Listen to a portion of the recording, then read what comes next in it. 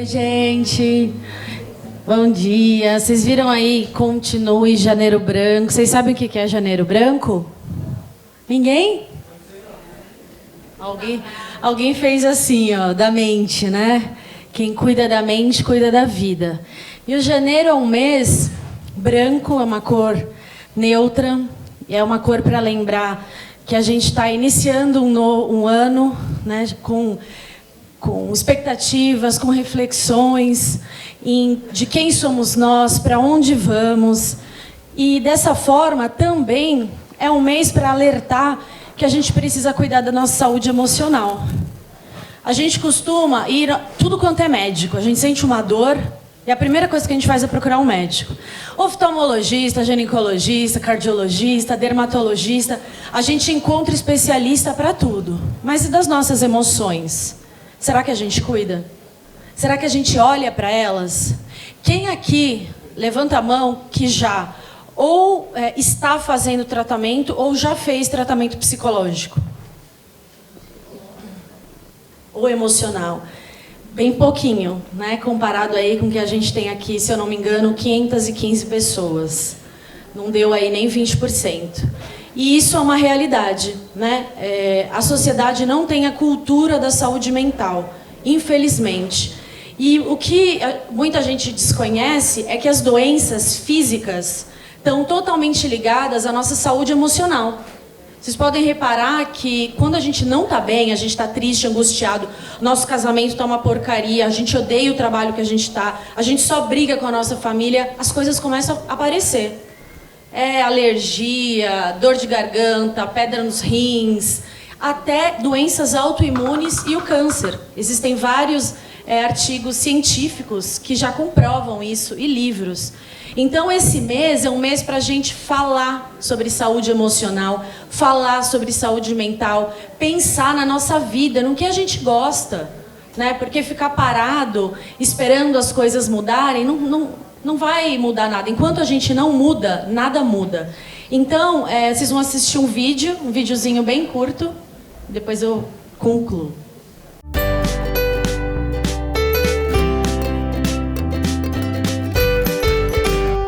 Olá pessoal, eu também estou no Janeiro Branco, mês para a gente conscientizar a sociedade sobre a importância dos cuidados com a saúde emocional e com a saúde mental. Durante todo o mês vocês vão conhecer histórias de pessoas que tiveram suas vidas modificadas para melhor depois de cuidar da sua saúde emocional. Eu só posso dizer que a minha vida mudou, eu voltei a ter brilhos nos olhos, eu voltei a ter vontade de viver a partir do momento que eu tive a humildade e reconheci o quanto eu precisava de ajuda. Eu consegui derrubar tabus e preconceitos relacionados a transtorno mental e hoje eu aderi a todos os tratamentos. Eu tenho uma psicóloga, um psiquiatra e isso só mudou a minha vida para melhor. Se você está em casa sofrendo, não esqueça, quem cuida da mente, cuida da vida. Olá, eu me chamo Érica e também estou aqui para falar do Janeiro Branco, uma campanha que ainda não é muito conhecida, porém é fundamental para a humanidade, que é a saúde mental. Sem ela, é impossível dar continuidade a qualquer outra área de nossas vidas. Eu tenho 35 anos, a maioria dos meus anos foram de puro sofrimento, exatamente por culpar o meu passado e as pessoas por isso. Hoje, com o tratamento, eu consigo perceber que, na verdade, o passado ele não muda, mas consigo ressignificar algumas situações da minha vida e trazendo isso para mim como um grande aprendizado. Olá, meu nome é Simone, eu sou psiquiatra. Vim aqui no Janeiro Branco dizer algumas palavras com o intuito da gente quebrar o preconceito das doenças mentais e de procurar ajuda de um psiquiatra e de um psicólogo também. Dentro da psiquiatria, as doenças mentais têm tratamento, os tratamentos são eficazes e existem até tratamentos de curto prazo, com o intuito de reinserir o indivíduo à sociedade. Um dos conceitos de doença mental é quando a gente perde a capacidade de fazer escolhas. Eu escolhi a vida e espero que você também faça essa escolha. Então são essas mensagens, toda semana vocês vão conhecer novas histórias de pessoas não só portadores de doença, como eu, mas também de profissionais da saúde. Então que a gente possa sair daqui falando sobre isso, conversando com os nossos familiares, olhando para os nossos filhos, porque isso não é frescura, isso não é uma opção, isso é uma condição e é uma doença. Nada tem a ver com espiritual. A gente recebe pessoas aqui todo dia que, eu tô com obsessor, eu tô isso, tô aquilo. Doença é doença, espiritualidade é espiritualidade. Então não adianta procurar casas espíritas, religiões e tudo mais e não procurar especialista naquela dor que você sente. E dor emocional precisa sim de profissionais da saúde especializados. A gente tem um grupo Continue aqui na casa. É um grupo voltado para amparar, acolher e amar pessoas em sofrimento mental ou que possuam sintomas ou diagnóstico de algum tipo de transtorno mental. São grupos pequenos, onde só existem portadores de doença e a gente leva informação e a gente acolhe uns aos outros. Porque tem muito preconceito, infelizmente, na sociedade. Então, para participar, quem tiver interesse, existe uma triagem, né? E é só para me procurar o voluntário, que eles vão poder te orientar. A gente tem também uma página no Facebook e no Instagram. Grupo Continue tudo junto. Lá vocês vão encontrar também um monte de informação relacionada a esses assuntos e dá para entrar em contato via e-mail, via inbox. A gente responde rapidamente, tá bom? Nossa, genial. Então, quem cuida da mente, cuida da vida. Não esqueça. Obrigada. Agora, a nossa querida Mônica Medeiros. Uma salva de palmas para ela, pessoal. Posso subir, porque eu sou baixinha? Bom dia, pessoal. Tudo bom?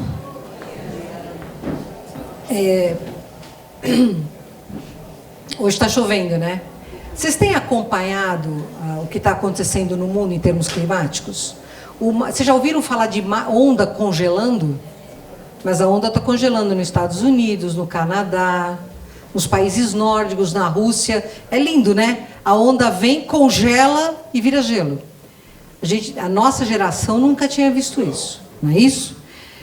Nós estamos em pleno verão brasileiro. Vocês se lembram de um verão tão agradável assim? Temperatura amena, né?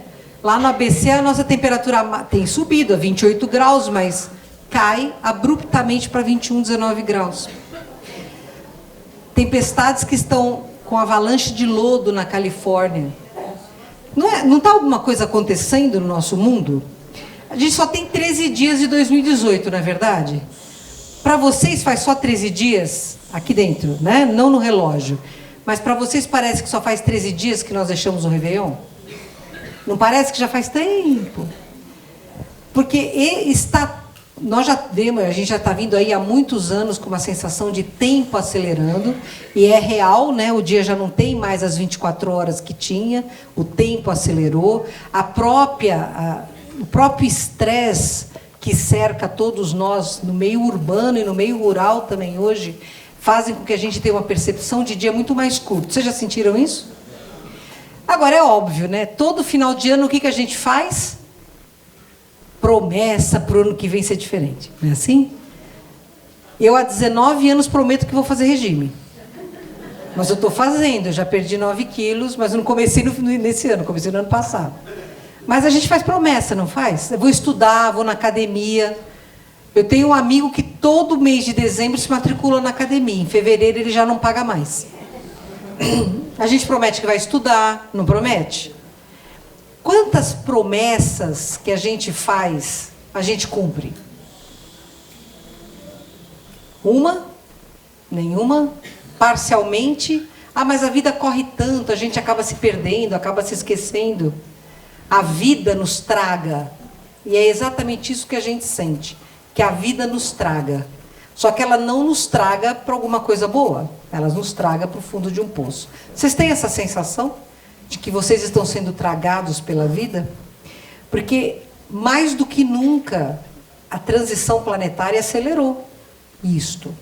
E esta sensação de que nós estamos sendo tragados para além do nosso controle, é mais do que verdade, essa é uma sensação real. Nós estamos sendo tragados, sim, para um local fora do nosso controle, porque nós não temos qualquer controle sobre nós. A maioria de nós abriu mão deste controle, porque tem muito medo, porque o medo alimenta a culpa, o medo alimenta a vaidade, a agressividade, a arrogância, e a gente cria, então, um monte de armadura para esconder o imenso medo sobre o qual nós não temos nenhum controle. E isso é muito longe de ser verdade. Não era nada disso que eu tinha falado com o Newton que eu ia falar hoje, mas enfim, é o que estão pedindo para falar. Então, quando nós temos assim N planetas, né, só nesta galáxia são 200 bilhões de sóis. Estimativamente entre 200 e 400 bilhões de planetas. A maioria destes é com certeza populosa e povoada por civilizações melhores do que nós, iguais às nossas, mais primitivas que a nossa. Mas nós todos ganhamos de presente estar na escola Terra, planeta de expiação e provas, e pedimos a oportunidade de encarnarmos no momento de transição planetária, onde tudo é mais rápido, é mais denso, é mais intenso. Percebam que todos nós somos espíritos muito corajosos e determinados, porque nós pedimos para nascer num período muito mais difícil. Vocês concordam? Percebam que nenhum de nós é folha ao vento. Ah, mas como assim? A gente conhece tantas pessoas que são folhas ao vento. Não, nós conhecemos pessoas, e até nós mesmos, em momentos em que estamos ao sabor do vento. Mas nós pedimos para nascer num momento muito difícil da humanidade. Nós pedimos para nascer. Porque aqui eu não vejo ninguém com aura similar à de alguém que nasceu compulsoriamente. Ou seja, obrigado. Vai, meu filho, porque ou você nasce ou você nasce. Todos nós escolhemos nascer neste período. Se a gente levar em conta que existem mais ou menos 25 bilhões de hominais no planeta Terra, entre encarnados e desencarnados, e que nós somos quase 8 bilhões encarnados, é gente pra caramba, né? Tem 17 bilhões desencarnados. Desses 17 bilhões, segundo falam os espíritos evolutivos, cerca de 20% são de espíritos mais lúcidos, 19% de espíritos mais escuros, mais trevosos, menos esclarecidos. E o que sobra somos nós, encarnados e desencarnados. Seres que variam muito entre o bem e o mal, porque ainda não estabeleceram para si próprios o caminho da harmonia, que é o caminho do meio. Caminho falado por Buda, por Confúcio, vivido por Jesus, que sempre esteve no meio do caminho, nunca em nenhuma das suas extremidades. Mas nós somos seres de extremidades. Por isso que a gente sempre, quando vai começar um ciclo calendário novo, faz um monte de definição, de promessa, vou fazer, vou acontecer, porque eu estou no extremo de mudou, é um novo ciclo que começa, eu tenho todas as oportunidades de novo. E à medida em que os dias vão passando, as oportunidades vão caindo no esquecimento, o cotidiano nos engole e a gente se sente afogado pelo dia a dia. Porque nós somos seres de extremidades. Vocês e eu, não é assim? A gente não pode, neste momento, estar muito feliz, daqui a 10 segundos alguém pisa o seu calo e você já está de mal do mundo? Não é assim?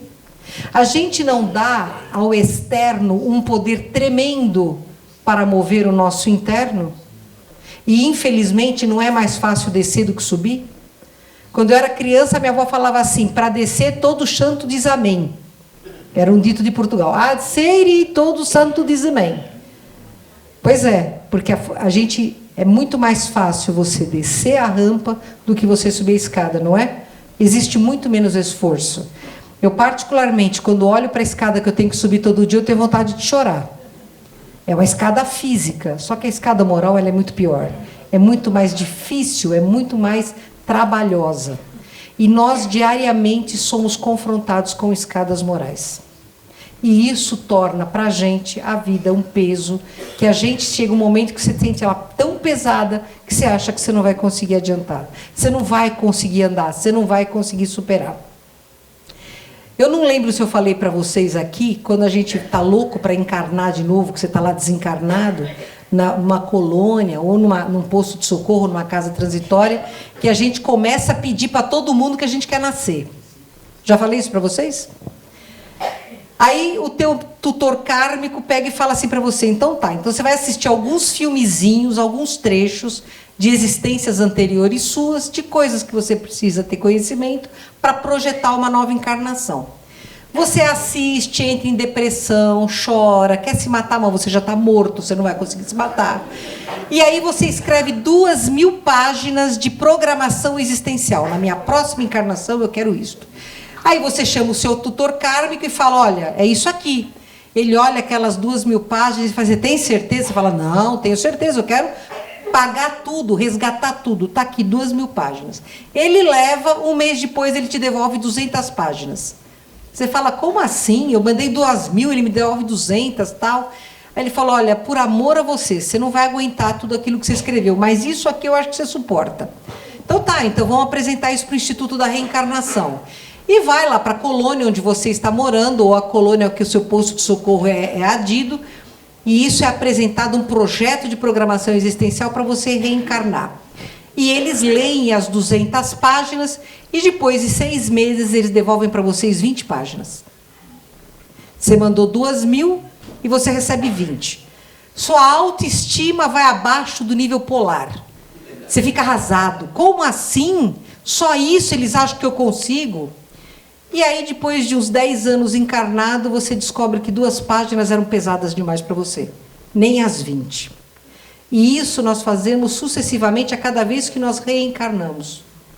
A gente encarna com uma vontade danada e, de repente, no útero você começa a pensar, e você começa a analisar com quem você vai viver, e você começa a imaginar o que você vai ter que passar, e você fala, desisto, não quero mais. Eu não quero nascer. E você sofre um aborto natural. Porque você diz, eu não aguento, eu não vou ser pior, vai ser pior, eu vou evoluir, eu não quero. Vocês percebem o nível de domínio que nós temos sobre a nossa existência? Que nós conseguimos parar uma encarnação intrauterina porque nós não achamos que temos condições de vivenciar na matéria aquilo que a gente se predispôs? Porque isso... Desculpa, pessoal, estou saindo de uma pneumonia. Isso é real. Isto é realidade. Nós temos o poder de parar uma gestação quando a gente acha que não vai conseguir levar à frente aquela missão que a gente teve. E quando você acha isso, mas o papai, a mamãe e o entorno, os seus mentores espirituais, te cobrem com tanto amor que te dão a força de seguir em frente, você vai e nasce. Só que quando nós nascemos num planeta de expiação e provas, a gente nasce careca, ou nem tanto, porque hoje a molecada nasce cabeludinha, nascemos desdentados e absolutamente incompetentes para sobrevivermos sem ajuda externa, não é verdade? Vocês conhecem algum bebê que fala, mãe, oba, troca minha fralda? Não, eu berro, eu grito, eu choro, quando eu tenho fome, quando eu preciso ser trocado, quando eu tenho frio. Nós precisamos de alguém para sobrevivermos, não precisamos? Nos primeiros anos? Quando a gente reencarna num planeta de expiação e provas, nós não lembramos de todas as coisas que nós adquirimos em encarnações anteriores. Lembramos? Quantos de nós não foram músicos brilhantes? Estamos aqui que só tocamos campainha. Ou foram escritores maravilhosos, ou foram guerreiros, ou foram assassinos, ou foram difamadores, ou foram professores, ou foram advogados, ou foram juízes do Supremo Tribunal Federal. É um karma danado. Então, a gente esquece, por misericórdia divina, sim, para que nós possamos conviver com aquele grupo karma ao qual nós ofendemos e que nos ofendeu, sem a lembrança que nos impossibilite a convivência. Porque vamos combinar, se a gente soubesse quem é o marido, ou o esposo, ou o pai, ou a mãe, ou o filho, talvez a gente não aceitasse o compromisso. Concordam comigo? Porque é exatamente no núcleo familiar onde a misericórdia divina nos permite a convivência com os seres que não são mais antagônicos. os seres contra os quais nós mais agimos, ou os seres que mais agiram contra nós. É no ambiente familiar, onde você pode ser exatamente quem você é, que afloram estas arestas para que a convivência possa pará-las, transformar o desamor em amor, a incompreensão em aceitação, onde o acolhimento pode ser mais desenvolvido. Mas qual é o problema deste estágio, 2018, num planeta de expiação e provas, que está nos seus estertores, porque o planeta de regeneração está chegando? O problema é que está tudo muito acelerado. Então, nós estamos hoje vivendo um esfacelamento da célula máter da sociedade, que é a família. Esfacelamento esse que começou lá no pós-Segunda Guerra Mundial, onde as mulheres tiveram que sair para trabalhar, para se sustentar, porque os homens estavam na guerra, e a mulher, ao sair e ganhar independência, não aceitou mais o papel de dona do fogão.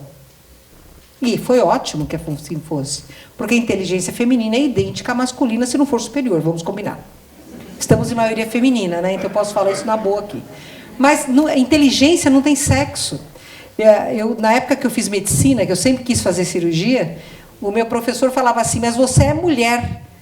E ele sempre falava isso na sala de cirurgia. Um dia eu me enchi e falei para ele, doutor, onde que o senhor está vendo sexo nos meus dedos? Eu uso 7,5 de luva, o senhor também. Onde que está o sexo? Nos meus dedos. Aí ele me expulsou da sala. Mas tudo bem, porque depois ele me colocou na equipe dele. Porque sexo só existe no biótipo físico da cintura para baixo. Aqui dentro, nós não temos diferenciação de sexo. E hoje a gente está vivendo uma enorme bagunça na sociedade por causa disso, não estamos? Pois é. Então percebam que, como a família, a começar da Segunda Guerra Mundial, com a mulher querendo fazer faculdade, querendo trabalhar fora, e a Segunda Guerra Mundial, pela depuração, daqueles milhões de pessoas que morreram, deu uma limpada na psicosfera da Terra, deu uma aliviada. Quando acabou a guerra, qual que era o sentimento das pessoas? Alívio. Alívio. E esse alívio empurra você para a esperança. Só que foi tão bem manipulada a raça humana naquela época, que a esperança veio via Estados Unidos, chamado consumo. Dia dos pais, dia das mães, vamos comemorar a Páscoa, vamos dia do professor, dia da bandeira, dia do tênis, dia do sapato, dia da gravata. Nossa, aquele momento em que os Estados Unidos era a salvação do mundo, eles nos levaram a uma sociedade consumista. E a partir daí, mamãe e papai começaram a querer ter mais. Uma casa melhor, um apartamento na praia, uma casa no campo, um carro melhor. E os filhos? Bom, os filhos vão perdendo a vivência com os pais. Aí os pais delegam os filhos para os professores. Só que os professores têm a função de informar o filho. A opção de formar o filho é do papai e da mamãe. Mas o papai e a mamãe não estão presentes. Então, para sossegar a própria culpa, eles passam a dar coisas para os seus filhos, formando gerações de consumistas. Não é? Meus sobrinhos, quando eram pequenininhos, agora é tudo marmanjo de barba na cara, foram colocados no colégio de São Paulo, muito famoso. Em uma semana, meu sobrinho não queria falar com o pai, porque o pai tinha, ele só tinha um Vectra. Pai, meus amiguinhos têm Audis. Você tem um Vectra, pai. Isso é real. Tênis, só Adidas e Nike. Puma, não, que isso. Eu não posso ir com isso aqui para a escola. Hoje, criança de 3 anos tem celular e iPad. O que uma criança de 3 anos faz com celular? Só jogar joguinho? Vale você pôr uma coisa cara na mão de uma criança? Percebe como a gente deficientemente está formando estas mentes? Alguém de vocês aqui assiste Nickelodeon, Disney Channel, esses canais de criança? Desenho, propaganda, desenho, propaganda, desenho, propaganda, desenho, propaganda. Não é assim? Ou então você vicia estas crianças a um consumismo exagerado. Elas ficam estressadas porque elas têm que ter o que o coleguinha tem. Mas elas... E se o papai e a mamãe não podem dar? Elas ficam estressadas, elas ficam doentes. O que é que nós estamos fazendo, de fato, com a futura geração? Então, quando a gente faz a determinação para o o ano novo que começa, eu vou mudar tudo novo, eu vou mudar, mas eu tenho que mudar por dentro. Não importa o peso que eu tenha, não importa se eu vou na academia ou não, não importa A materialidade que me cerca, eu preciso prestar atenção na espiritualidade, porque é esta a minha eternidade e a minha verdadeira essência. E eu não faço isso. Eu estou cada dia que passa mais materializado. Eu tenho medo de ser assaltado, eu tenho medo que meu filho seja sequestrado, eu tenho medo que meu filho seja assaltado. Eu tenho medo que peguem o que é meu, eu tenho medo de perder meu emprego, eu tenho medo de ser traído, eu tenho medo, não é isso? Eu tenho tanto medo de ficar doente que eu fico doente. Porque aquilo que eu acredito torna-se a minha realidade. Que realidade nós estamos construindo para nós mesmos? Porque a realidade que a gente está vivendo hoje, se vocês forem dar uma nota de 0 a 10, que nota vocês dão para a sua realidade? Que nota? 2, 3, 7, 5? Quem acredita que a nota é acima de 5, levanta a mão. Nossa. Quem acredita que seja 4? 3, 2... Meu Jesus, eu não vou descer. Não vou descer. Gente, percebam como nós estamos com um olhar pessimista sobre o futuro. Percebam isso. Margarete e eu estivemos palestrando agora no dia 2 e 3 de dezembro em Picos e Floriano, no sertão do Piauí. Foi uma viagem assim, como é que eu vou dizer para vocês? A viagem em si foi horrível, as pessoas maravilhosas. Mas a viagem foi desgastante, muito desgastante. Principalmente por ver tanto jegue atropelado. Isso acabou comigo. Mas a gente foi numa cidade de Picos, que é uma cidade pequena, com um pessoal amoroso. Acreditem, amoroso, gentil, porque o nordestino é muito gentil, muito acolhedor.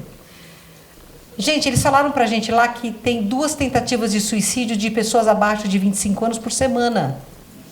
Uma cidade que é isso. 2 tentativas. Eu falei, mas por que eles querem se suicidar? Ah, porque desmancha o namoro. Porque não tem perspectiva. Eles não têm perspectiva.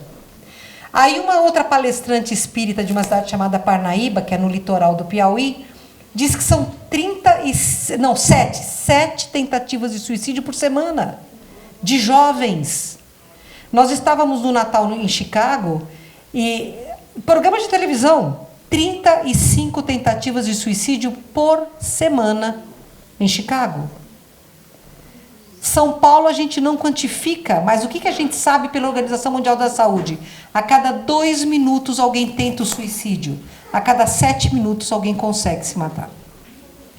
Esta sociedade que se mata porque não tem conexão com a divindade, porque perdeu a fé, porque perdeu o caminho para o próprio coração, é uma sociedade profundamente doente. Vocês concordam comigo? O que é que nós estamos deixando de legado para as crianças que estão vindo aí? Porque a criança aprende pela observação, a criança aprende pela cópia, a criança não aprende pelo que você diz para ela. Você fala para o seu filho, não pode falar palavrão, hein? É feio. Hoje em dia é raro um pai falar isso. Mas a maioria, as pessoas ainda falam, não fale palavrão. Aí você está no carro com a família, alguém te fecha. O que você ensinou para o seu filho? Filho, você não pode colar na prova. É feio, você não pode mentir. Aí você chega em casa, filho, comprei DVD pirata. Vamos assistir filme pirata. O que você está ensinando para o seu filho? Seja justo e você humilha quem trabalha na sua casa. O que você está ensinando para o seu filho? Nós temos que entender que a raça humana, nós somos a 5ª raça humana, hein? Já passaram 4 antes de nós aqui, nós somos a 5ª. E nós somos a raça a quem está destinado viver e trazer um novo mundo de regeneração. A nossa geração, especialmente, coube a construção deste mundo de regeneração. Se vocês fossem falar assim, a gente está trabalhando para o mundo de regeneração, verdade ou mentira? Mentira. Porque a gente não está. A gente está aqui dentro. Quando a gente sai pelo portão lá de fora, é um Deus por todos nós, porque nós estamos muito individualizados. Gente, hoje em dia você faz, lá em Santo André tem uma propaganda ótima. Livre-se do desaperto. Apartamentos de 40 metros quadrados. Como assim, cara pálida? Você bota uma família em 40 metros quadrados? Claro que bota, na comunidade tem pessoas que vivem num cômodo, 4, 5 pessoas. Mas não é a nossa realidade. É a nossa realidade? Não. Cada vez que eles constroem um imóvel, eles constroem um imóvel menor, que é para você viver sozinho, ou no máximo com mais um.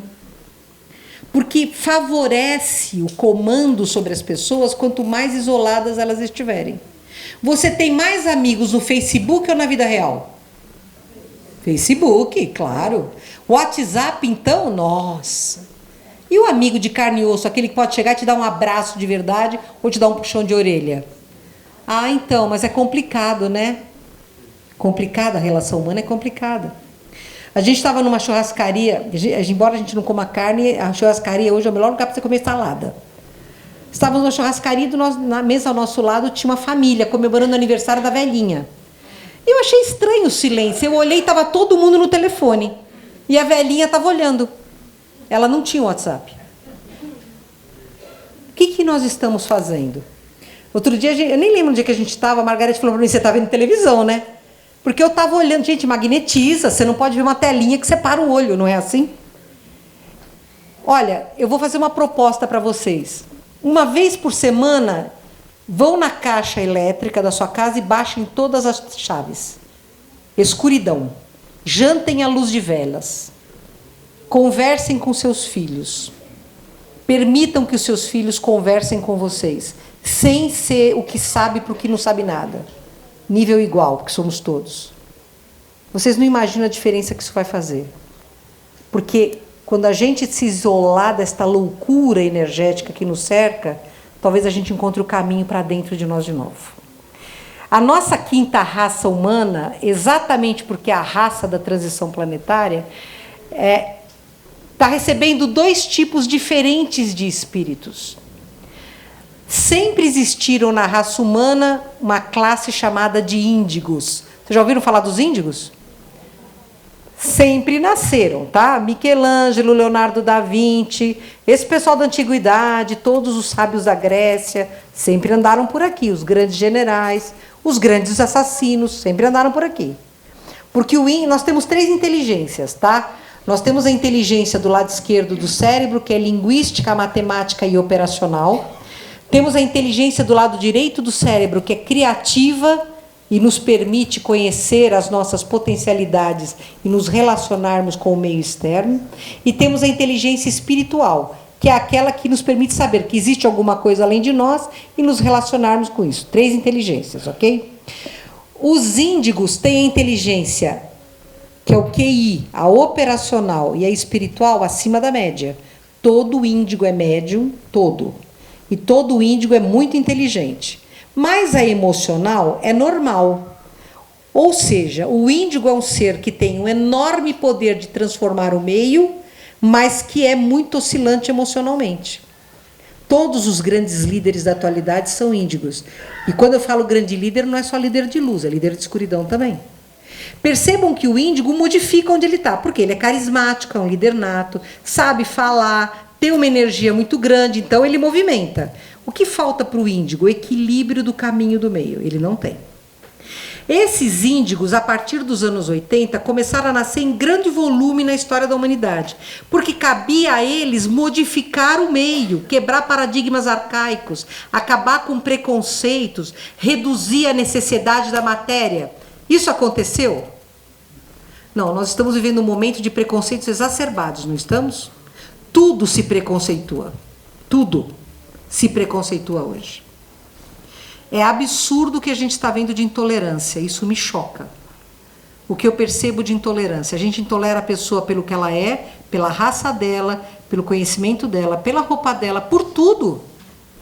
Vocês estão sentindo isso? É um movimento real na sociedade? Se fala como nunca se falou de quebrar preconceitos, porque como nunca o preconceito está muito gritante para todos nós.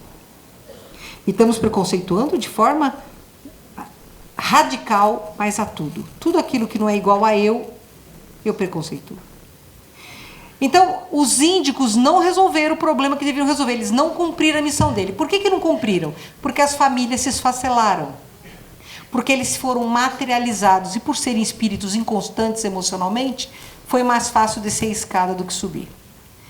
A partir dos anos 2000, começou a encarnar na Terra uma raça potencialmente mais evoluída, que teve alguns exemplares raros na Terra, como Buda, Zoroastro e o maior de todos, que foi Jesus. Esses cristais têm as 3 inteligências superiores. Eles são mais harmônicos. Como é que eu sei se uma criança é índigo ou que é cristal? Bom, se eu não tenho clarividência para ver a cor da aura dela, eu vou analisar. A criança índigo, ela é fechada.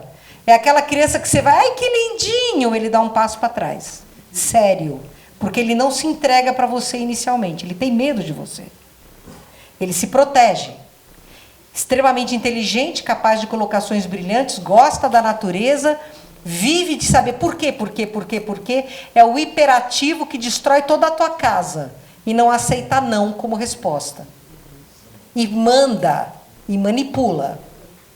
A criança cristal, quando você fala, ai que bonitinho, ela te abre um sorriso, abre o braço, te abraça, te atrai para o campo dela, porque ela não tem medo dela. Ela não tem medo dela, portanto, ela não tem medo de você. Você não pode machucá-la, só ela pode se machucar. Então, a criança cristal está mais preparada para trazer o quê? O amor. Entenderam? A criança cristal é hiperativa, mas se você falar para ela, amor, por favor, não destrua o Blu-ray, ela fala, ok, eu só vou assistir desenhinho, então. Ela também não aceita não como resposta, mas ela te questiona, por que não?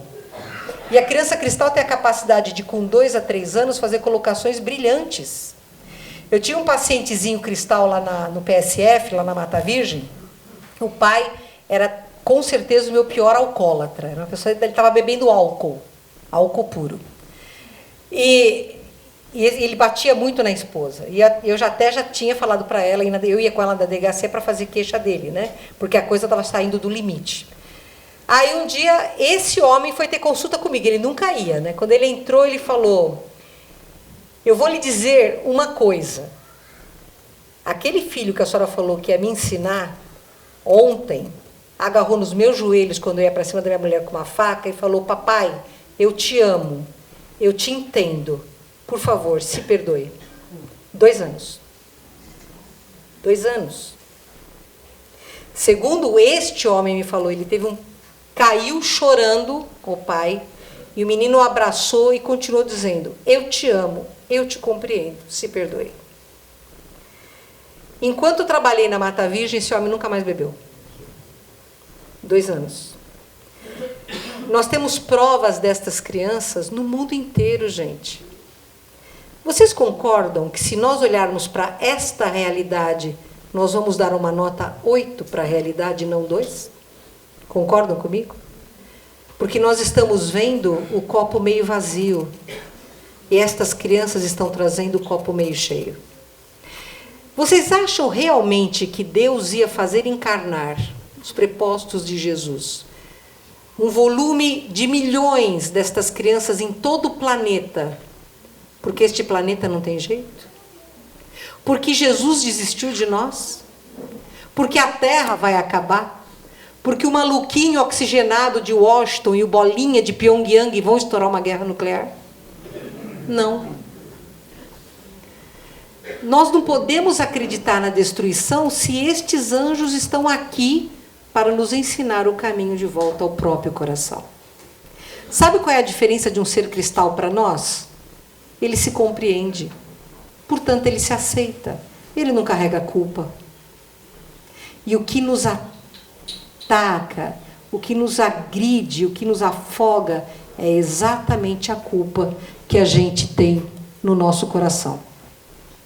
Entenderam isso? Eu adoro criança, adoro mesmo. Desde 92 eu venho fazendo uma pesquisa a respeito das crianças índigos e cristais. Eu sou índigo como o Newton é índigo. Não tem o que fazer. A gente veio para tomar lambada e dar lambada nos outros também. A Margarete é um índigo que está cristalizando porque ela achou o caminho do meio. Então, e quantos de vocês, e eu vejo aqui muitas auras índigo, muitas. Quantos de nós não estão deixando a caixa de fósforo que tem fechada, quando poderiam estar acendendo fósforos, acendendo velas e trazendo iluminação para a Terra, Porque a gente tem muito medo de se expor. Porque a gente tem muito medo de não ser aceito, porque a gente tem muito medo de ser rejeitado, porque a gente tem muito medo de ser criticado. Sabe a quem nós prestamos conta? A nós.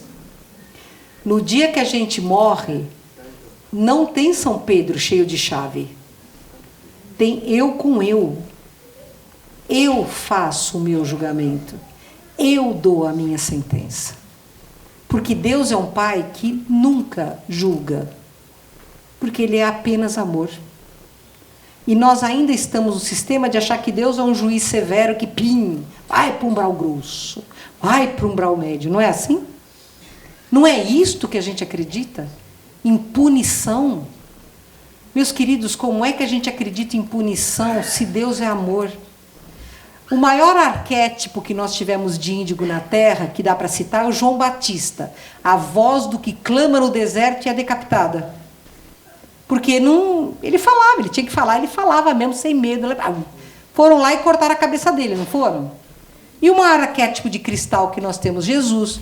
Aí outro dia eu estava falando disso, uma senhora falou assim para mim, o João só foi decapitado, Jesus em compensação, coitadinho.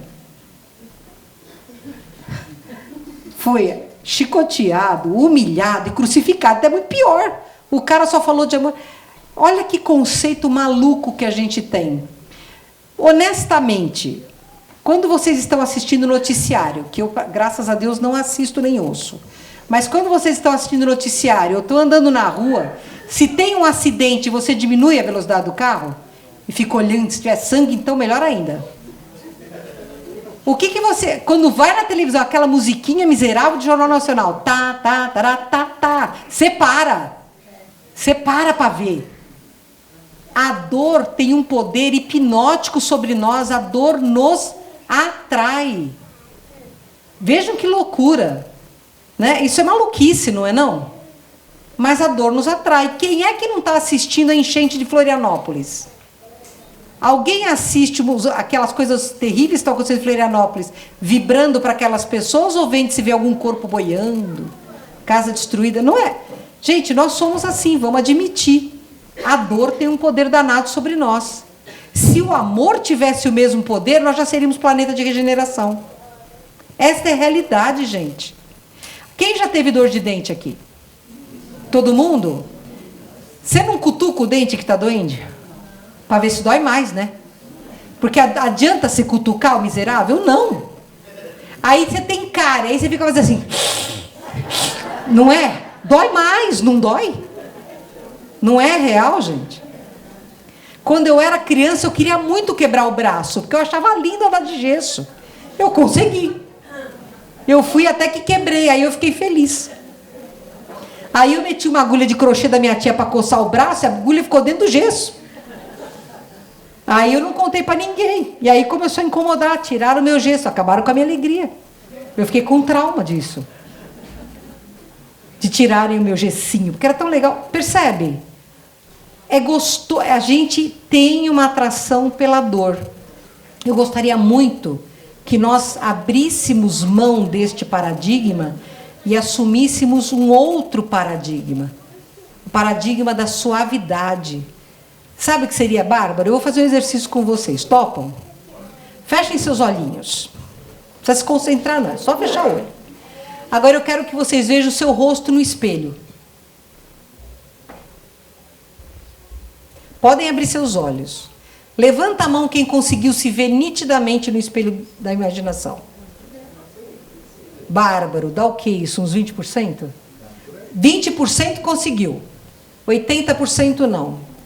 Vocês, todo mundo olha no espelho quando está escovando o dente de manhã ou se penteando? Se olha no espelho? Como é que você não sabe, não conhece, não consegue projetar mentalmente a sua imagem? Porque você se nega. Porque você não se aceita. E esse é o primeiro passo que nós precisamos fazer para abandonarmos o paradigma da dor. Eu trabalho com um ser que veio de um planeta distante, lá da constelação das Pleiades, chamada Sheliana. Margarete também, nós duas. E várias outras pessoas no mundo inteiro. E E eu perguntei para a Sheliana, como é que você chegar nesse nível de evolução que vocês estão hoje, que não tem doença, não tem miséria, não tem crime, vocês vivem em paz. Como é que vocês chegaram? Ela falou, simples, 3 regras. 3 regras. Compreenda-se como um ser vulnerável e frágil que ainda vai errar por milênios até começar só a acertar. Quando você se compreender como um ser vulnerável e frágil, você se perdoa, porque você não carrega a culpa. Você é isto, este é o seu nível de evolução. Não carregando culpa, você se perdoa. Se perdoando, você não gera karma para você e não gera sabotagens para você. Porque a gente se sabota o tempo inteiro. E quando você for capaz de se perdoar, você será capaz de se amar. E quando você se amar, você passará a refletir Deus. Aí ela falou, preste atenção, unidade. Você está nessa humanidade por pura afinidade. Então, se você é um ser frágil e vulnerável, capaz de se compreender, estenda esta compreensão aos demais, porque eles são iguais a você. Quando você for capaz de se perdoar porque você se compreende, perdoe aos outros. E mais, peça perdão por quem você machucou. E quando você for capaz de perdoar ao outro, você o amará como você se ama. Simples. Fácil, mas é o caminho. Por isso que se você pergunta para eles como é que eu faço para evoluir, qual é a regra? Porque todo mundo pergunta, né? Qual é o caminho para a reforma íntima? Que espírita não ouviu isso ainda? Escreve um livro sobre a reforma íntima. A gente pode resumir a reforma íntima em 3 palavras. Autoconhecimento, porque quem não sabe quem é não melhora. E autoconhecimento, quando você tem um cano furado em casa, como é que você sabe que ele está furado? Quando aparece uma mancha na parede ou a conta de água dispara? Então você precisa ver o efeito? Então se você não conhecer o efeito de você, você não se compreende, não vai se autoconhecer. Então não tenha medo de olhar para si próprio. Olhe-se, conheça-se. Conhecimento, porque o conhecimento amplia o nosso horizonte, nos dá ferramentas para que nós possamos melhor escolher a forma de corrigir os problemas. E o terceiro, a prática do bem. Porque se você não fizer o bem, seja o bem ao mineral, ao vegetal, ao animal, ao hominal, se você não praticar o bem, você não evolui. Porque o que Jesus nos trouxe foi a lei da fraternidade. Nós espíritas dizemos, fora da caridade não há salvação, não é assim? Os extraterrestres dizem, fora da fraternidade não há salvação. Porque a caridade, eu estou aqui e alguém está aqui embaixo para estender a mão. E a fraternidade coloca todos nós do mesmo nível. É um dar e receber. É uma troca, um compartilhar. Então Jesus não nos trouxe a lei da caridade, Jesus nos trouxe a lei da fraternidade. Quando ele dizia para os seus, eu já não vos tenho chamado de filhos, mas eu os chamo de amigos, porque eu os coloco no meu nível, apesar de vocês não terem, concorda? Mas ele nos colocava ao nível deles. Um dia, Jesus era peripatético. Peripatético é a pessoa que fala e anda, fala e anda, fala e anda. Uma vez ele falou assim, Jesus era peripatético. Eu falei, vai ofender o seu pai. Jesus você não ofende não. Aí ele falou, vai ver no dicionário que é peripatético, menino? Eu tinha uns 10 anos. Peripatético é a pessoa que fala e anda. Era exatamente o que ele fazia. E Jesus era muito ativo. No grupo de Jesus, Jesus tinha os 12 apóstolos, mas tinha um grupo grande, inclusive Maria, com algumas mulheres que viviam, era um grupo de 70 pessoas, não fixas, né? Às vezes era 90, às vezes era 50, mas em média eram 70 pessoas. Olha que engraçado. Teve uma época que o César da época pediu para um general dele, um legato, né? Porque o general romano chama legato, que tinha a mãe judia, então ele tinha toda a fisionomia do judeu, fosse... ele tinha recebido de Pilatos uma carta que havia um novo zelote que estava arrebatando multidões e que podia ser um problema para Roma. Aí o imperador falou assim, olha, Petrus, que é o nome desse legato, como você parece ser um judeu, você vai se introduzir no grupo dele, se ele for um perigo para Roma, mata. Nem mata. E o Petrus foi lá para a Judéia para tentar encontrar Jesus. Passou 2 meses andando sem encontrar Jesus, já estava desesperado. Aí, numa noite, ele sonha que ele vê um homem-deus embaixo de uma figueira que brilhava tanto que doía o olho dele. E que este homem-deus dizia, vinde a mim para encontrar a paz. E ele acordou suando, tudo apavorado. No dia seguinte, ele estava em frente, estava em frente de um rio, pé da vida, porque não achava Jesus, com calor, cansado. Aí um garotinho falou, o senhor está procurando Jesus de Nazaré? Ele falou, sim, sou eu. Então eu levo o senhor até lá. Ele falou, então vem. Ele falou, não, mas eu quero uma moeda, que a minha família está passando fome. O legato, que era uma pessoa assim muito boa, muito compreensiva, muito humana, pegou o moleque pelo braço e falou, se você me trair, eu te mato. E foi, o menino levou ele até a casa da sogra do Pedro, onde Jesus estava curando. A casa da sogra do Pedro era do lado da sinagoga da cidade, lá, muito bonita, inclusive. Que a sogra do Pedro era uma pessoa que estava bem de vida. Aí, quando o legato viu que estava na casa, estava ali mesmo, e ele estava usando o nome de Davi de Cisa, que era um nome judeu, ele desceu, deu um monte de moeda para o menino. E aí foi, né, naquela pureza e leveza de um romano empurrando todo mundo para entrar na casa. Aí o Pedro, que era uma suavidade de pessoa, botou a mão no peito dele e falou, pera lá, vai pro fim da fila. Não, mas eu quero entrar. Você vai entrar no fim da fila. Vai pro fim da fila. E o Petro ficou pé da vida, mas foi pro fim da fila. Aí começou a se sentir mal. No final da tarde ele começou a se sentir mal, achou que ia morrer, uma dor no peito. E o João viu que ele estava pálido, falou, vamos socorrer, Pedro, vamos socorrer. Pegaram o Petro pelo braço e entraram na casa. Quando eles entram na casa, a primeira coisa que o Petrus vê é uma figueira. E embaixo dessa figueira está Jesus. E Jesus estende a mão dele e falou, venha, se quer o caminho da paz. E o Petrus desmaia nos braços de Jesus. E claro que Jesus sabia que aquele cara era um romano que estava lá para matá-lo. Aí ele falou, por que nome eu devo chamá-lo aqui? E o Petrus fala, Davi de Cisa. Ele falou, então Davi será. E dá uma piscadinha para ele, porque Jesus não era bobo nem nada, né?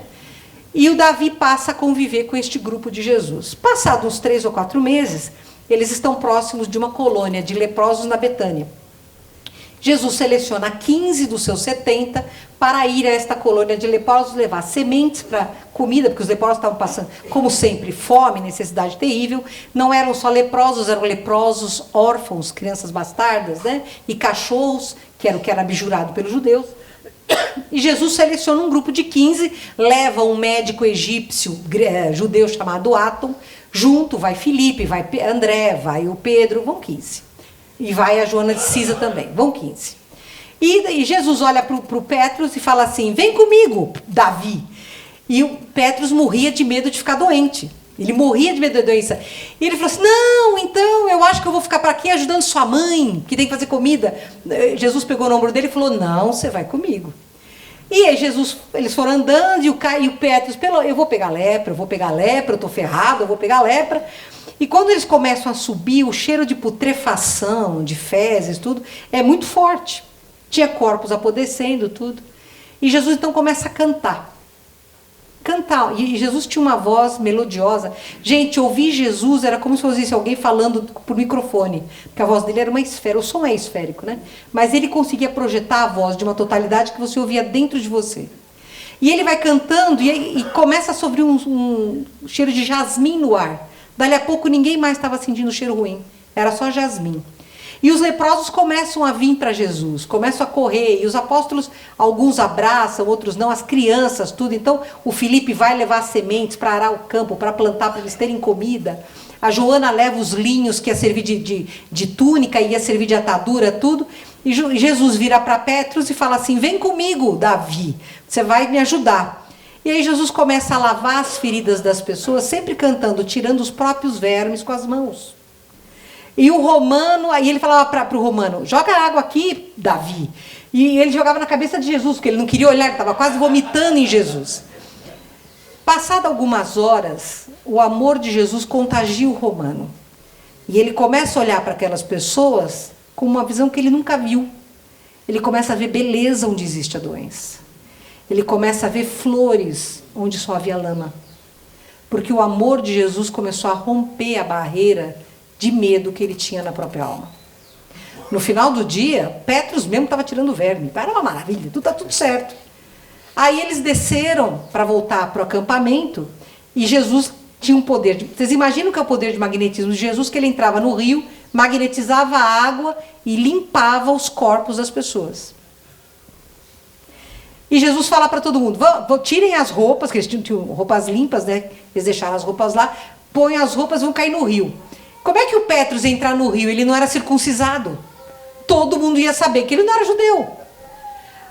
Todo mundo na água e o Petrus assim. E o Pedro, ele tem medo de água gelada, Porque o Pedro não gostava do Petros. Sentia no Petros alguma coisa que não era boa. O que Jesus faz? Chama a atenção de todo mundo para uma estrela cadente, para o Petros poder tirar a roupa e entrar na água sem que ninguém visse. E quando foram sair, Petros foi o primeiro a sair de costas, ninguém viu.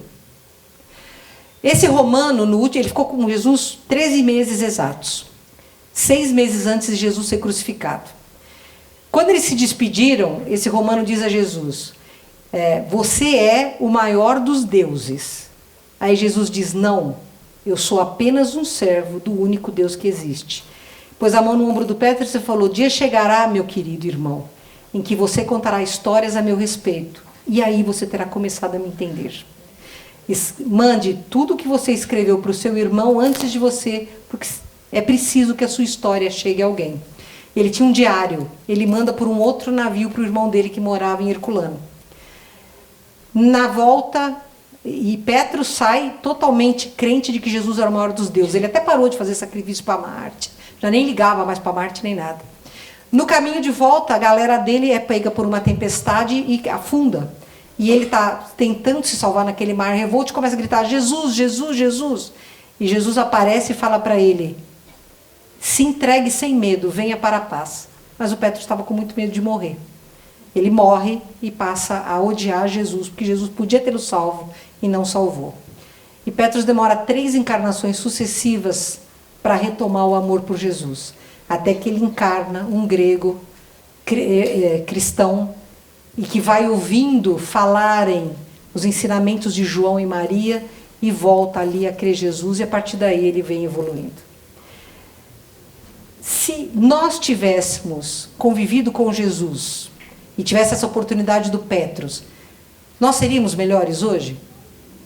Não, porque o Petros é um de nós. Petros é uma das pessoas que está aqui hoje. Nós seríamos quem nós somos. Porque a diferença, a evolução não vem de fora para dentro. O fora nos dá o conhecimento e a compreensão. Mas o de fora não nos faz evoluir. Nós evoluímos quando dentro acorda. Quando dentro diz, eu preciso me entregar ao amor. Quando dentro se desarma do medo. Quando dentro se desfaz da culpa. Quando dentro se aceita como é. Nós ainda seremos doidinhos, frágeis, vulneráveis, por milênios, bilênios, milhões de anos, até que nós cheguemos a um nível de harmonia e compreensão que nos permita refletir Deus como Jesus refletia. Mas percebam que o universo não seria o universo que é se nós não existíssemos. O universo é a soma de cada um de nós.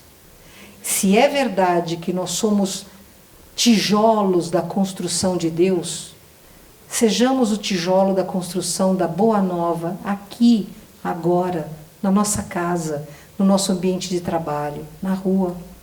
Não sejamos cegos e surdos à dor do outro. Não sejamos omissos frente à injustiça. Não sejamos inertes frente a forças que nós cremos serem maiores do que nós. Porque o mal pensa que pode, o bem pode. Se cada um de nós vibrar 5 minutos pela paz planetária, o gordinho de Pyongyang e o oxigenado de Washington não vão conseguir mover o dedo para apertar o botão vermelho. Se nós acreditarmos na força que temos, nós somos capazes de limpar o Brasil desta imundície que existe. Se nós acreditarmos na força que temos, nós vamos ver alguém na rua e no momento de ver aquela pessoa fazer uma prece para o seu anjo guardião, aquela pessoa será socorrida. A Margarete tem programa de índio, tem que lhe contar. Semana passada ela resolveu ver uma festa de reis em Sorocaba. Eu falei, folia de reis em Sorocaba? Tá chovendo. Não, vamos que vai ser maravilhoso. Vamos embora. Chegamos na praça de Sorocaba, drogados, alcoólatras, uma coisa. Eu falei, meu senhor, aqui não vai rolar folia de reis nenhuma. Aí não tem ninguém, não sei. A imprensa não sabia, tinha imprensa lá, não sabia. Jornaleiro não sabia, ninguém sabia. Entramos na igreja. Foi lá dentro, a Margarete falou, já falaram, já foram embora. Não, vamos esperar um pouco, vamos comprar presente para uma criancinha que vai nascer. Na volta, achamos a Kombi da Folia de Reis. Eles estavam voltando. Aí logo, né, fomos lá, nós duas mais a Lígia, uma amiga, ficamos as três assim, viemos de São Paulo, né? Tal, e eles ficaram felizes de ter alguém para assisti-los. E a gente foi acompanhando. Eu não sei, alguém aqui já assistiu Folia de Reis? Maravilhoso, né? Eles foram até o presépio que ficava no coreto da praça. Quem chegou antes de nós? Os bêbados e os viciados. Um senhor, quando eles começaram a cantar, se ajoelhou e começou a pedir para Deus ajuda. Ele estava morador de rua, abandonado, sabe? Aquilo que a gente vê de miséria. Outros dois ficaram brigando entre si ali e aquele senhor passou o tempo inteiro em oração. Gente, de dentro do presépio começaram a vir espíritos de luz. Aquele senhor foi amparado, tratado. Quando acabou a Folia de Rei, ele estava sublimado. Ele vai continuar na rua, mas percebam que esse espírito foi curado. Bom, nós temos um projeto na Casa do Consolador que chama Irmã Dulce, que no inverno a gente sai para dar bebida quente, comida e ração e roupa na rua e água nas noites. Nós estávamos lá na Estação Conceição e a Margarete estava com um copo de café com leite assim, tinha 3 senhores bem alcoolizados no chão. E a Margarete se estendeu para um deles e ele falou, faz uma oração para mim. A Margarete se agachou no chão e a gente ficou ali em pé, em posição de oração. Eles dois se ajoelharam. Eu nunca vi um olhar de tanta fé como eu vi naquele senhor enquanto a Margarete orava. As pessoas estavam passando e nem sabiam o que estava acontecendo, quando olhavam para a Margarete, para ele, começaram a parar e rezar junto. E a cura, a limpeza astral daquele perímetro foi enorme. Quando nós chegamos tinha um monte de espírito no chão, quando nós saímos não tinha mais.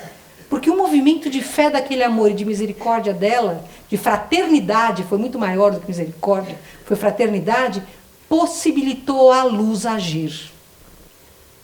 Percebam, um morador de rua alcoolizado e uma pessoa de boa vontade limparam um perímetro. Nós temos a condição de limpar o planeta Terra. A gente não precisa ser índigo, não precisa ser cristal, a gente é filho de Deus. A gente só não pode ser inerte. A gente só não pode prometer que vai fazer regime e pagar academia, porque isso fica com o corpo físico. Nosso compromisso em 2018, um ano que vai ser de muita correção de rumo, muitas mudanças na vida da maioria de nós. Não tenham medo das mudanças, aceitem as mudanças com serenidade. É recolocação na estrada. É misericórdia divina. E jamais abra mão do seu poder divino de fazer o bem. Creia na sua força de mudar o mundo, porque você vai mudar o mundo. Nós somos arautos do Cristo, nós somos os soldados da última hora. Ele precisa do concurso de cada um de nós para limpar os leprosos da alma. A gente pode fazer que nem o Petros, de vomitar e jogar água na cabeça dele, e depois aceitar. Ou pode aceitar desde cara. Nós também somos doentes na alma. Nós também precisamos que alguém venha nos curar. Mas sejamos agentes de cura.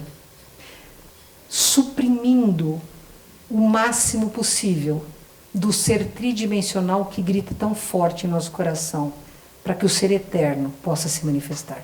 Muito obrigada.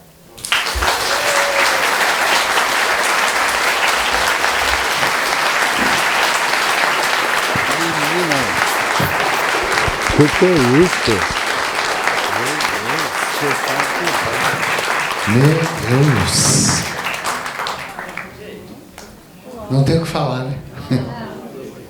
Não tem o que falar. Mônica, que espetáculo, espetáculo. O ano que vem a gente vai combinar, então nós vamos para Sorocaba junto com elas, tá? Margarete leva a gente. Hein, Margarete? Vamos todos juntos. Vamos juntos. Então, quer dar uma palhinha para nós? Vamos. Margarete vai cantar para a gente, hein? Tem alguém no som? Opa! Tem? Tem. Põe isso aqui nela? Não, mas fica segurando. Eu já desliguei. Oi. O próximo. Vamos. Espetáculo. É isso aí, gente. Nós não podemos ficar inertes. Esse é o lema da Obreiros. Vamos trabalhar e falar menos. É isso que a gente faz aqui. Trabalhar, trabalhar, trabalhar. Né? A nossa felicidade está no outro. Enquanto a gente buscar a felicidade na gente, dentro de casa, está procurando lugar errado, não vai achar nunca. Nossa grande felicidade está em poder fazer bem ao próximo. Não adianta pedir para a Margarete, canta aquela, porque nem ela sabe, na hora ela é intuída. Eu já conheço. Obrigada. Bom dia. Sem aquecer vozes. Sem aquecer, olha que eu tô com sono, hein? Imagina.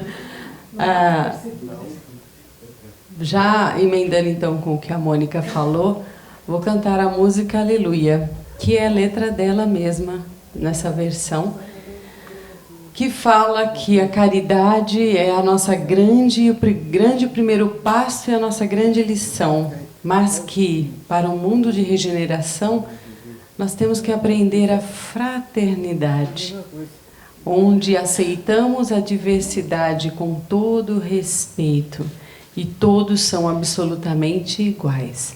Então, aleluia.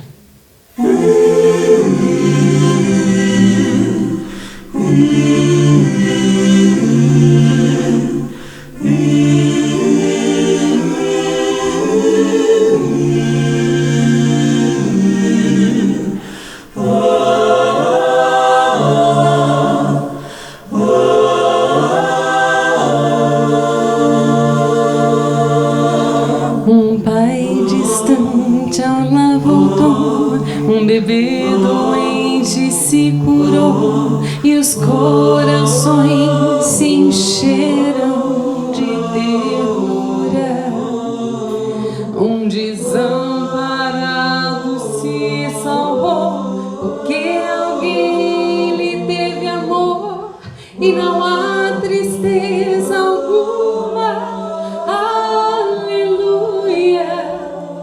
Aleluia, aleluia, aleluia,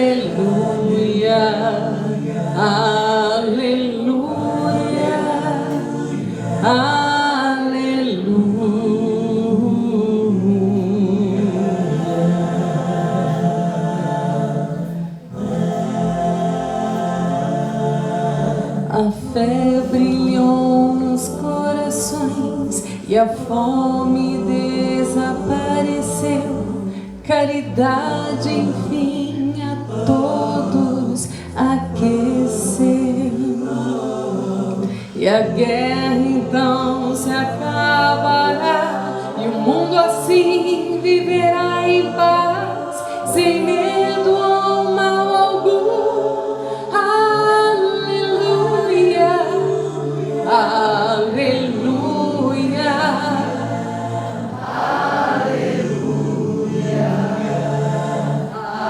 aleluia, aleluia.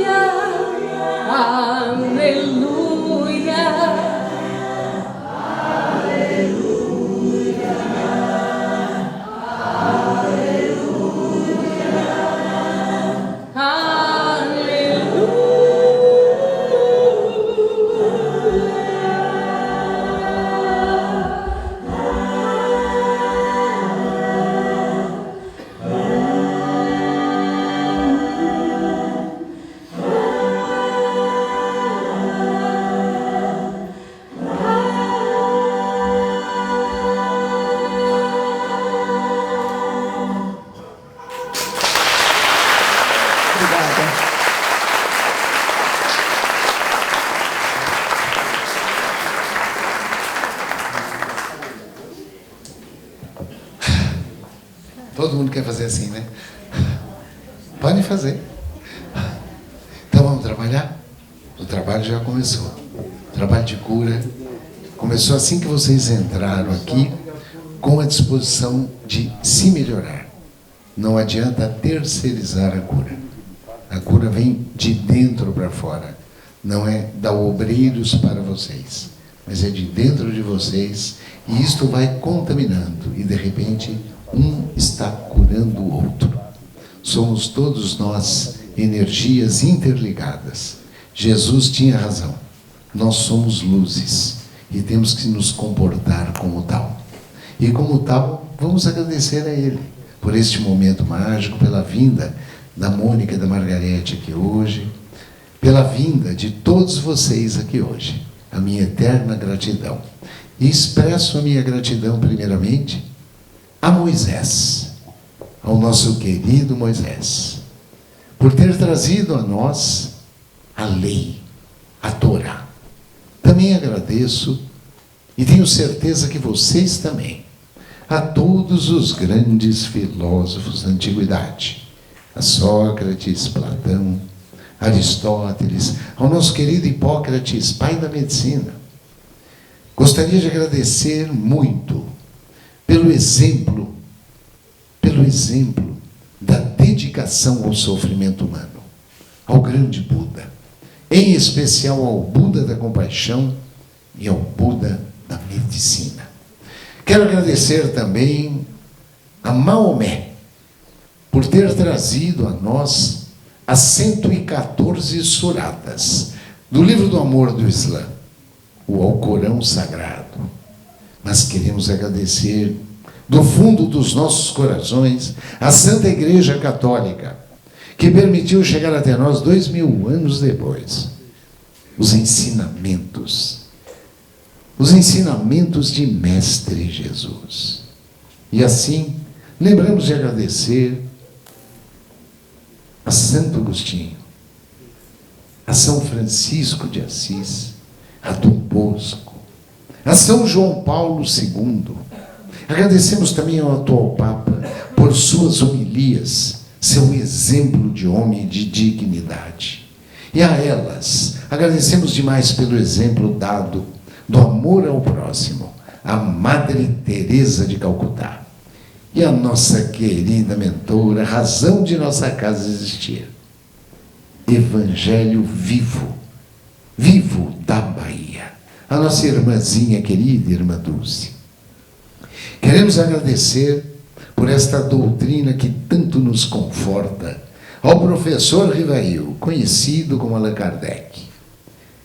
E a ele, ao grande médium de Jesus. Poucos entenderam o sofrimento humano como ele. O nosso querido Chico, que lá de Pedro Leopoldo e Uberaba, iluminou o nosso país. Pátria do Evangelho. E por fim agradecemos ao grande médico de almas, Lucas o Lucano, que de acordo com alguns autores, reencarnou aqui no Ceará, Brasil, como disse, pátria do Evangelho, como o doutor Adolfo Bezerra de Menezes Cavalcante.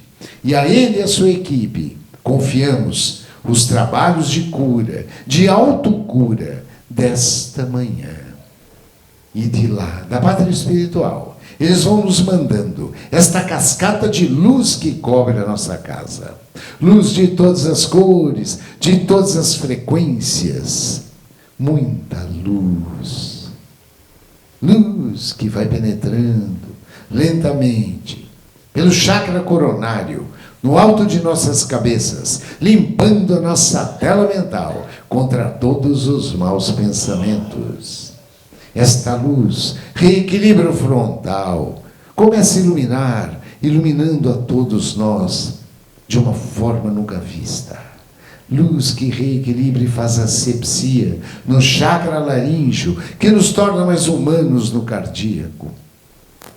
Que equilibra o gástrico, esplênico, que completa de energia de cura o chakra básico, o genésico, e que acende todos os pequenos chakras de nosso corpo espiritual. Agora sim, somos luzes, Jesus o disse e nós o somos. Vamos sentindo cada vez mais a sutileza desta energia. Caminhando, caminhando até o corpo físico, passando por artérias, veias, linfáticos, banhando o nosso corpo físico, chegando e nutrindo 100 trilhões de células. É a cura, é a autocura. Nós podemos nos curar, o Mestre disse. Vós podeis fazer tudo o que faço, e muito mais. Vamos sentindo as organelas citoplasmáticas trabalhando a todo vapor. Mitocôndrias produzindo energia. ATP, ectoplasma, é a cura. É o núcleo celular se dividindo de uma forma harmônica, fisiológica, de acordo com as leis divinas. É a cura do câncer, é a cura dos nódulos, cistos, das metástases. É a cura do espírito imortal. E assim, em sinal de agradecimento por este processo já iniciado, nos comprometendo em trabalhar na seara do Cristo, nos comprometendo hoje melhor que ontem, e amanhã certamente melhor do que hoje, vamos agradecer a Jesus através da oração que Ele próprio nos ensinou. Pai nosso que estais nos céus, santificado seja o vosso nome, venha a nós o vosso reino, seja feita a vossa vontade, assim na terra como nos céus. O pão nosso de cada dia nos dai hoje, perdoai as nossas ofensas, assim como nós perdoamos a quem nos ofende. E não nos deixeis cair em tentação, mas livrai-nos do mal. Graças a Deus, que nosso Mestre nos oriente, nos ilumine e nos abençoe em mais um dia de graças a Deus. Vamos trabalhar, vamos trabalhar.